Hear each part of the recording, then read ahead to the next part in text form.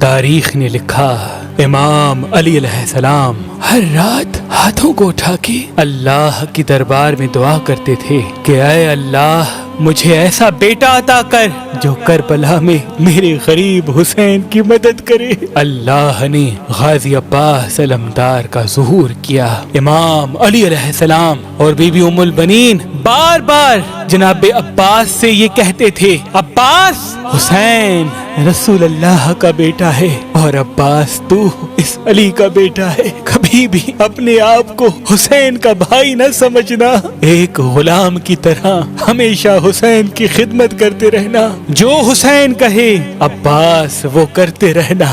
بس 10 محرم کے دن جب کرب و بلا میں ہر ایک شہید امام حسین علیہ السلام کے قدموں میں قربان ہوتا رہا، تاریخ نے لکھا حضرت عباس علمدار اپنی آنکھوں کے سامنے اپنے بھائیوں اور بچوں کو قربان کر دیتے ہیں اور بار بار نواسائے رسول کے قدموں میں بیٹھ کے کہتے ہیں، اے میرے آقا حسین اس غلام کو بھی اجازت دو۔ امام حسین فرماتے ہیں، عباس یہاں شجاعت کا امتحان نہیں، ہمارے صبر کا امتحان ہے۔ بس جناب عباس جیسے ہی امام حسین سے مل کے باہر آئے تو دیکھا بی بی سکینہ ہاتھوں میں مشکیزہ لیے جناب عباس کے قریب آئی اور کہنے لگی، چچا عباس میرے اصغر نے 3 دن سے پانی نہیں پیا۔ غازی عباس نے بی بی سکینہ کو دیکھا، خالی مشکیزے کو دیکھا، فرمانے لگے، اے میری آقا زادی میرے مولا حسین سے کہو میں آپ کے لیے پانی لے کے آؤں۔ بس بی بی سکینہ غازی عباس کو لے کے امام حسین کے پاس آتے ہیں اور کہتے ہیں، اے بابا چچا کو اجازت دو نہر سے پانی لے کے آئے۔ امام حسین علیہ السلام نے غازی عباس کے چہرے کو دیکھا، ایک آہ بھری اور فرمایا، سکینہ عباس جاؤ میری بہن زینب کے پاس، اگر میری بہن عباس کو اجازت دیتی ہے تو عباس تم چلے جانا۔ غازی عباس اور معصوم سکینہ بی بی زینب کے خیمے کے قریب آتے ہیں اور فرماتے ہیں، سلام ہو رسول اللہ کی نواسی پر۔ بی بی زینب جیسے ہی باہر آئے دیکھیں غازی عباس علمدار غلام کی طرح زمین پہ بیٹھے ہیں۔ بی بی زینب نے فرمایا، بھائی عباس کیا کہنا چاہتے ہو؟ غازی عباس نے فرمایا، اے میری آقا زادی اس غلام نے زندگی بھر آپ سے کچھ نہیں مانگا، آج کچھ مانگنے آیا ہے۔ آقا زادی زینب نے فرمایا، عباس حکم کر۔ جناب عباس رو کے کہتے ہیں، اے رسول اللہ کے نواسی 3 دن سے خیام میں پانی نہیں، بچے پیاس کی وجہ سے تڑپ رہے ہیں، اس غلام کو اجازت دیں کہ یہ میدان میں جا کے پانی لے کے آئے۔ جیسے ہی جناب عباس نے یہ فرمایا بی بی زینب زاروں قطار رونے لگی۔ غازی عباس نے کہا، اے میری آقا زادی کیوں رو رہی ہیں؟ بی بی زینب نے فرمایا، میرے بابا نے مجھ سے وصیت کی تھی کہ اے زینب کوفہ اور شام کی گلیوں سے تجھے بے پردہ کر کے رسیوں میں باندھ کے پھرایا جائے گا۔ میں نے بابا سے کہا، بابا جس کا عباس جیسا بھائی ہو وہ بازاروں میں کیسے آئے گی؟ لیکن عباس آج میں سمجھ گئی کہ میں قیدی بھی بنوں گی، لوگ مجھے پتھر بھی ماریں گے۔ بس جناب عباس کو اجازت ملی، غازی عباس مشق اور علم لیے نہر کی طرف بڑھتے ہیں۔ تاریخ نے لکھا شیر کی طرح حملہ کرتے ہیں، فوجی اشکیا بھاگنا شروع کر دیتی ہے۔ غازی عباس علمدار علم کو نہر پہ لگا کر بی بی سکینہ کے خالی مشکیزے کو پانی سے بھرنا شروع کرتے ہیں۔ تاریخ نے لکھا غازی عباس نے چلو میں پانی بھرا، پانی کو دیکھا، پھر خیام کو دیکھا، معصوم سکینہ اور علی اصغر کی پیاس کو یاد کیا اور پانی کو نہر میں پھینک دیا۔ اتنے میں جناب عباس دیکھیں کہ آپ کا گھوڑا حسرت کی نگاہ سے آپ کو دیکھ رہا ہے۔ غازی عباس نے کہا، اے میرے گھوڑے تو بھی 3 دن سے پیاسا ہے، نہر کے سامنے ہے، پانی پی لے۔ گھوڑا اپنی زبان میں کہنے لگا، اے میرے آقا آپ میرے مالک ہیں، آپ نے بھی پانی نہیں پیا، کیسے ہو سکتا ہے؟ آپ سے پہلے میں پانی پیوں، پہلے آپ پانی پیے پھر میں پانی پیوں گا۔ بس جیسے ہی گھوڑے نے یہ کہا غازی عباس چیخ کے رونے لگے اور کہنے لگے، اے گھوڑے جب تو اپنے آقا کے بغیر پانی نہیں پی سکتا تو میرا آقا حسین 3 دن سے پیاسا ہے، اس سے پہلے میں کیسے پانی پیوں؟ بس مشکیزے کو بھر کے خیموں کی طرف بڑھنا چاہا۔ شمر اور عمر بن سعد نے یہ دیکھا کہ کچھ بھی ہو جائے خیموں تک پانی نہ پہنچے، حسین اور اس کے خاندان کو तड़पा तड़पा के शहीद करना है। कुछ सिपाही छुप गए और कुछ सिपाही चारों तरफ से गाजी अब्बास को घेरे हुए हैं। गाजी अब्बास अलमदार घोड़े पे सवार होके खेमों की तरफ बढ़ते हैं तो फौजी अशकिया गाजी अब्बास का निशाना लिए तीर चलाना शुरू कर देती है। बस गाजी अब्बास की सिर्फ यही तमन्ना थी कि कैसे भी करके पानी अपनी आकाज़ादी सकीना तक पहुंचाऊं। बस उन तीरों की बारिश में जनाब अब्बास आगे बढ़ते जा रहे हैं। किसी जालिम ने छुप के वार किया।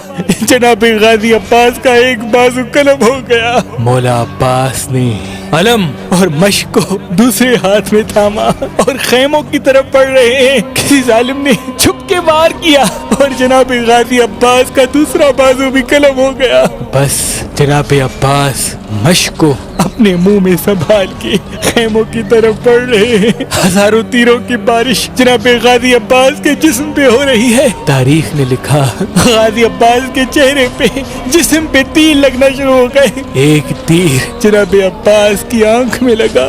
जैसे ही तीर मश्क को लगे और मश्क से पानी बहना शुरू हो गया, गाजी अब्बास ने बहती हुई मश्क को देखा, खेमों की तरफ मुंह करके कहा, मेरे मौला मुझे माफ करना। इतने में कोई जालिम जनाब गाजी अब्बास के सर पे वार करता है और जनाब अब्बास घोड़े की ज़ीन से ज़मीन पे आते हैं। वहाँ ये मंजर जब इमाम हुसैन अलैहिस्सलाम ने देखा, इन्ना लिल्लाहि व इन्ना इलैहि राजिऊन पढ़ा और नहर की तरफ बढ़ना शुरू किया। जनाब अब्बास के सर को अपनी गोद में रखते हैं। इतनी देर में जनाब अब्बास फरमाते हैं, ऐ मेरे आका मुझे माफ करना, मैंने कोशिश तो बहुत की लेकिन मैं अपनी शहजादी सकीना तक पानी नहीं पहुंचा सका। इमाम हुसैन ने फरमाया, अब्बास अल्लाह की मर्जी ये है कि हम सादात प्यासे रहकर अल्लाह के दीन पे कुर्बान हो जाएं और हमारी प्यास को कयामत तक याद रखा जाए। फिर गाजी अब्बास फरमाते हैं, ऐ मेरे मौला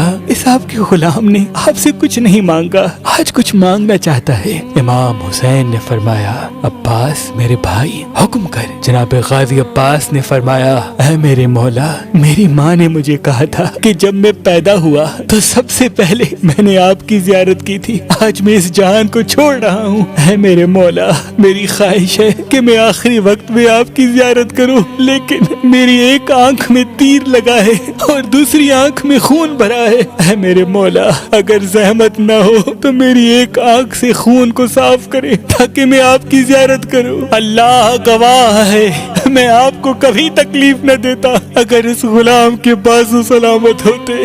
बस इमाम हुसैन ने गाजी अब्बास की आंख से खून को साफ किया।